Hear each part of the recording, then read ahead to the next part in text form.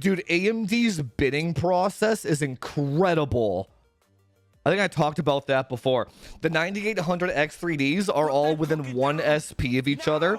They all do the same fabric speed, and they all do the same memory speed.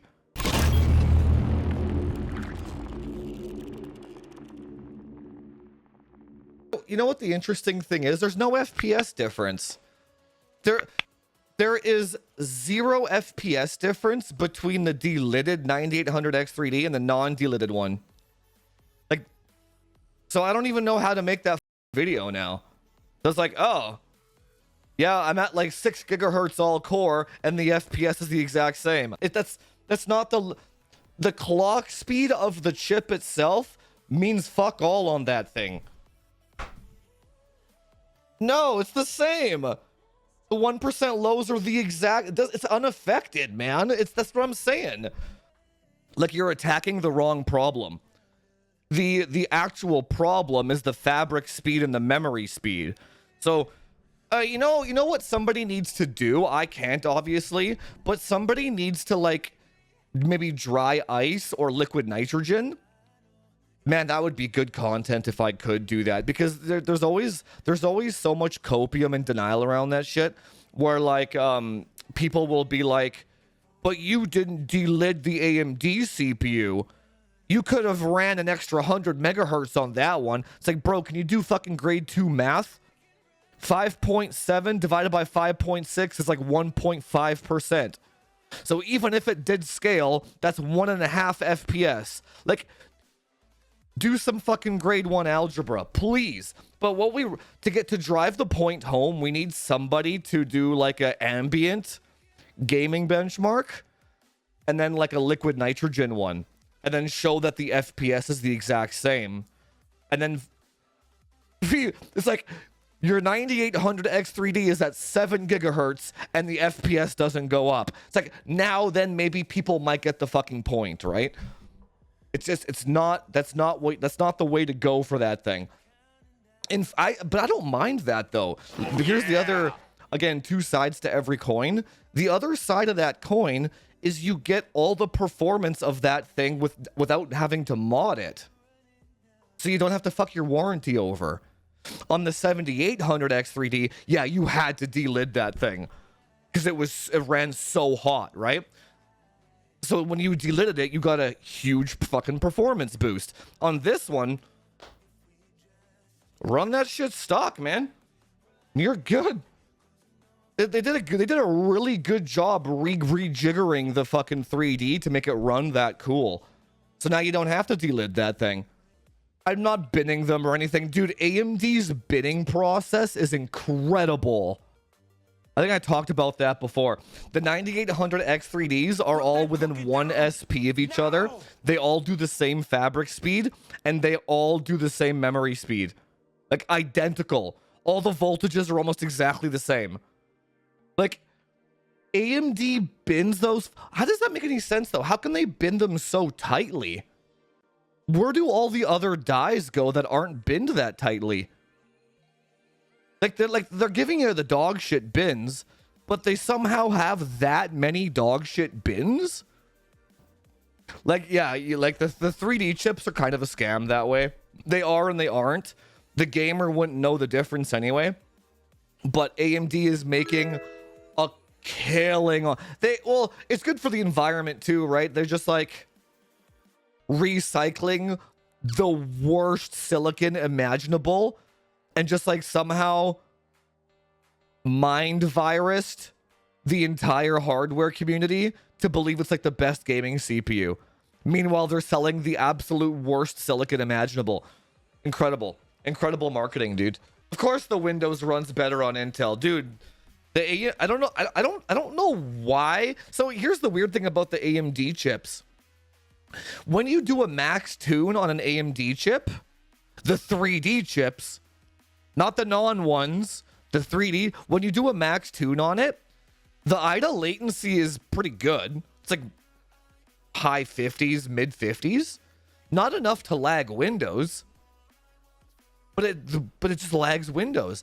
If you go on Arrow Lake, so Arrow Lake, like the 285K, You do IDA latency. It's like 90 nanoseconds, some crazy shit out of the box. You tune it down to like 60, and you can like see the difference when you're dragging windows around on Windows. The between 60 and 90. It's a massive difference, right? But you don't get the same, you don't feel that same difference on AMD chips. So AMD out of the box is like 85 nanoseconds. Tune it down to the mid 50s. You can't tell a difference in Windows. It's really weird. I saw YouTube where a guy testing latency on Ryzen, it goes through the roof. I mean, it's not rocket science, man. I don't know why people have such a hard time grasping this concept, but it's like I don't think people have a concept of like how electrons work. Like literally electricity. Like boys, there's a fucking gap here. Like it's like, I would say it's like 5 or 6 millimeters or something. That's like 5 or 6 millimeters of just nothing happening, of just electrons moving back and forth. Like, how the hell is this not common sense?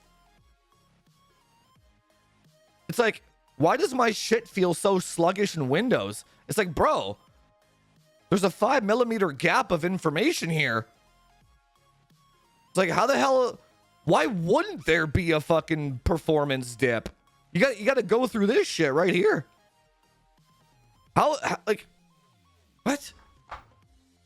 It's like, again, I'm like alone on, and I'm like the crazy one. I'm like, wait a minute. There's hundreds of thousands of people out there that think this wouldn't cause a problem. What the hell? Even AMD's GPUs don't have this shit. 7900 XTX die shot. No, not die. Do you see any gaps on this one? There's no gaps here. They smashed that shit right beside it with an interposer, man. So yeah, you're not gonna see lag on this one. But I don't know. Yeah, it's weird. I don't know. And it's like, people don't understand why their AMD fucking things lag like crazy. It's like, well, yeah, there's a 5 millimeter gap here, guys. I just want to play my game, and I don't know why I get stutters in almost every single game. Yeah, you know what the problem, man? Yeah, you know what? If you can afford the $300, you got to buy the course, man. That's literally it's like, and it's not me trying to sell you shit. It's like, for some reason, exo-sceners and hardware nerds just hate the fact that I make money for some reason. But here is the reality of the situation. There are way too many people out there that need help with hardware. Way too many people. And they have nowhere to go. I'm fulfilling a need that it was a desperate fucking need, dude. These people have nowhere to get information. And here's where the disconnect comes in, right? The hardware nerds think it's so easy because they've been doing it their entire lives. So I have been too, right? So it's like, when you've been into hardware your entire life, every single platform is like you're turning the dial on the heat. It's like you start at like 15 degrees Celsius, 16 degrees, 17 degrees, and you turn up the heat slowly, or frog in boiling water, right? You don't notice the changes because they're so slight from platform to platform. You're like a 21-year-old, and you were just on PlayStation 4 playing Call of Duty for the last 5 years, never touched a PC in your life, and you're like, wow, my game is stuttering. What do I do? Try Googling "my game is stuttering." Or try Googling on a hardware forum, "why is my CPU stuttering?" good luck. You're fucked. Like, good luck. Not only do you have to know computer jargon, like acronyms of what words mean, not only that, you have to sift through all the misinformation. You have to sift through all the people to just tell you to just buy AMD. You have to sift through, dude, you can't find information online. You can't do it. It's fucking impossible. You have to sift through all the articles that are just designed by AI to rage bait you. You're fucked. Like, so this poor guy here with his stuttering game, where the hell's he gonna go? He has no idea. He has no idea. He's fucked.